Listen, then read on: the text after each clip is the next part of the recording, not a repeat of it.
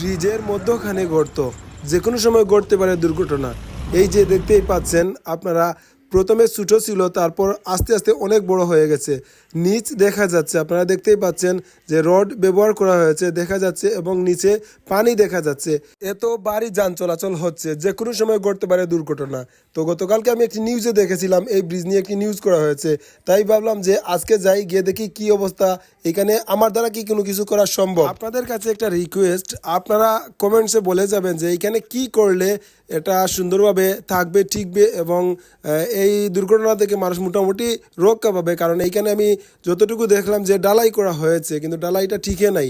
তো কি করলে যে এটা সুন্দর হবে বা টিকবে বেশি দিন, আসলে আমি যতটুকু জানতে পেরেছি ওইখানের স্থানীয় মানুষের কাছ থেকে, যে ডালাই দেওয়া হয়েছিল, তারপর গাড়ি উপর দিয়ে চলে গিয়েছিল। এই যে দেখতেই পাচ্ছেন কাঁচা থাকা অবস্থায় গাড়ি চলে গিয়েছিল। তো আপনারা পরামর্শ দিবেন, অন্তত পরামর্শ দিবেন যে এইখানে কি করলে ভালো হয়। আর আপাতত ফ্ল্যাগ গাড়া ছিল, কিন্তু স্থানীয় দুইজন ছেলে আমাকে খুবই হেল্প করেছে, তাদেরকে ধন্যবাদ জানাচ্ছি। তারা অনেকাংশেই আমাকে হেল্প করেছে। প্রাথমিক একটি ফ্ল্যাগ ছিল ওইখানে, আর দুই কোণায় দুইটি ফ্ল্যাগ ছিল, আমরাও নিয়ে গিয়েছিলাম। তো এইগুলো মিলিয়ে আমরা সুন্দর করে, যাতে এই ফ্ল্যাগগুলো ছুটে না যায়, সেইভাবেই আমরা সুন্দর করে টাইট করে ওই যে ফ্ল্যাগের যে কুটি ছিল ওইগুলি বেঁধে দিয়েছি রডের সাথে, যাতে কোনোভাবেই যেন না যায়।